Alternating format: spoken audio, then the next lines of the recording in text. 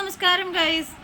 വീട് മാറുന്ന തിരക്കിൻ്റെ ഇടയിലാണ് ഇന്ന് കാലത്ത് പോയ കുറേ സംഭവങ്ങളുടെ വീഡിയോസും കാര്യങ്ങളും വ്ളോഗൊക്കെ വരുന്നുണ്ട്. അപ്പോൾ ബിഗ് ബോസിൻ്റെ ടോപ്പിക് ഇന്ന് വന്നിട്ട് ഇന്നലെ മുന്നാക്കയുടെ ഒരു വോയിസ് വന്നിട്ടുണ്ട്. സോ അഫ്സൽ ജാസ്മിൻ മുന്നാക്ക തന്നെയാണ് എൻ്റെ മെയിൻ ടോപ്പിക്. കാരണം എന്ന് വെച്ച് കഴിഞ്ഞാൽ ജാസ്മിൻ്റെ അന്തം ഫാൻസിനോടാണ് എനിക്ക് വീണ്ടും പറയാനുള്ളത്.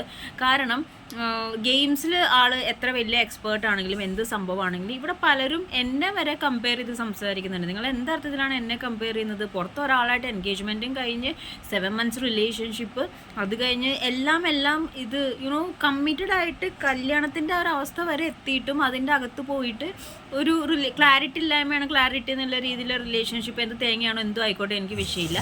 പക്ഷേ ജാസ്മിൻ വല്ലാതെ നുണ പറയുന്നുണ്ട്. ഒരു ഗെയിമിന് വേണ്ടിയിട്ട് ജാസ്മിൻ ഇട്ട് കളിച്ചത് ജാസ്മിൻ്റെ ലൈഫ് തന്നെയാണ്. ബിഗ് ബോസ് എന്ന് പറയുന്നത് മോർ ഓവർ ഒരു ബിസിനസ്സാണ്. എന്നെ സംബന്ധിച്ചിടത്തോളം ഈ ഒരു ടോപ്പിക്ക് എനിക്ക് കണ്ടൻറ്റാണ്, മറ്റ് യൂട്യൂബേഴ്സിനും കണ്ടൻറ്റാണ്, ഏഷ്യാനെറ്റിനും കണ്ടൻറ്റാണ്, എൻ്റെ മോൾഷായനും കണ്ടൻറ്റാണ്.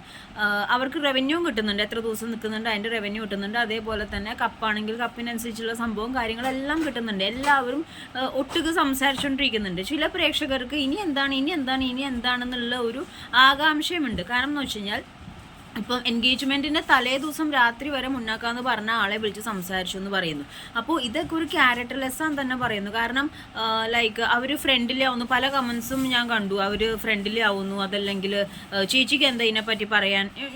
അതിൻ്റെ ഉള്ളിൽ എത്ര വലിയ എക്സ്പെർട്ടാന്ന് പറഞ്ഞു കഴിഞ്ഞാലും ജാസ്മിൻ ഒരു 100 days ബിഗ് ബോസിൻ്റെ ഒരു ഗെയിമിലോട്ട് അവനോന് കൺട്രോൾ ചെയ്യാൻ പറ്റാത്തൊരവസ്ഥയാണ്, അല്ലെങ്കിൽ അവനോന് ഇമോഷണലി കൺട്രോൾ ചെയ്യാൻ പറ്റാത്തൊരവസ്ഥയാണെന്നുണ്ടെങ്കിൽ ഒരിക്കലും ഇവൊക്കെ പരിപാടിക്ക് നിൽക്കരുതായിരുന്നു. പക്ഷേ ഇത് ഗെയിമിൽ പോവുകയും ചെയ്തു, എന്നിട്ട് അവിടെയും വെളുപ്പിക്കാൻ നോക്കുന്നു. പുറത്തൊരാളുണ്ടായിട്ടും ഈ പറഞ്ഞ മാതിരി ജസ്റ്റ് നോക്കാമെന്നാണ് പറഞ്ഞിരിക്കുന്നത് എന്നുള്ള രീതിയിൽ സംസാരിക്കുന്നു. ഇനിയിപ്പോൾ പുറത്തിറങ്ങി കഴിഞ്ഞാൽ എന്തായിരിക്കും പറയുക? ഇതൊക്കെ എൻ്റെ സ്ട്രാറ്റജി ആയിരുന്നു, ഗെയിമിന് വേണ്ടിയിട്ട് ഞാൻ പറഞ്ഞതാണ്. ഇതൊക്കെ കണ്ട് തെറ്റിദ്ധരിച്ച അഫ്സലിന് കുറ്റാവും, മുന്നാക്കയ്ക്ക് കുറ്റാവും. പിന്നെ അഫ്സൽ പേഴ്സണൽ ഇത് ചാറ്റും കാര്യങ്ങളെല്ലാം ഇത് ചെയ്തു.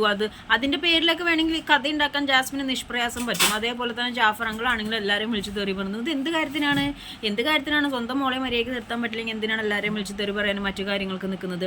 അപ്പോൾ ജാസ്മിൻ ലിറ്ററലി ഞാൻ പറയും ലൈഫ് വെച്ചിട്ടാണ് കളിച്ചത്. എത്ര പൈസ കിട്ടിയാലും, എത്ര വലിയ ബിഗ് ബോസ് അടുത്ത സീസൺ വരുമ്പോൾ അടുത്ത ആൾ അങ്ങനെ പോവും. അല്ലാതെ ബിഗ് ബോസ് സീസൺ 6 ഇപ്പോൾ ജാസ്മിൻ റണ്ണറപ്പ് ആവണമെങ്കിൽ, കപ്പ് അടിക്കുകയാണെങ്കിലും, കണ്ടസ്റ്റൻ്റ് ആണെങ്കിലും അത് ഒരു 6 months എൻ്റെ ടൈം ഗ്യാപ്പ് ഉള്ളൂ. അത് കഴിഞ്ഞ് പുതിയ ഇത് സെലക്ഷൻ തുടങ്ങണം, പുതിയ ഇതിലേക്ക് പോവുകയാണ്. പക്ഷെ ആ കൊച്ച് ലൈക്ക് എനിക്കറിയത്തില്ല, ഒരു പുറത്ത് എന്തൊക്കെയാണ് നടക്കുന്ന, ഓരോരുത്തർ വന്ന് കാര്യങ്ങൾ സംസാരിക്കുന്നു, ഫ്രണ്ട്സ് വന്ന് സംസാരിക്കുന്നു, പല രീതിയിലെ പ്രശ്നങ്ങൾ ഉണ്ടാവുന്നു.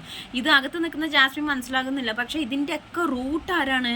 ജാസ്മിൻ്റെ ഒരാളാണ്. എല്ലാവർക്കും കണ്ടന്റും ബിസിനസ്സും കാര്യങ്ങളാണ്. പക്ഷേ ജാസ്മിനെ സംബന്ധിച്ചിടത്തോളം ജാസ്മിൻ്റെ ലൈഫിട്ടാണ് കളിച്ചിരിക്കുന്നത്. അത് ഈ അന്തം ഫാൻസ് മനസ്സിലാക്കാതെ ഇവിടെ വന്നിട്ട് പിന്നെയും ഇങ്ങനെ സ്തുതിഗീതം പറഞ്ഞ എന്താണെന്ന് എനിക്കറിയില്ല.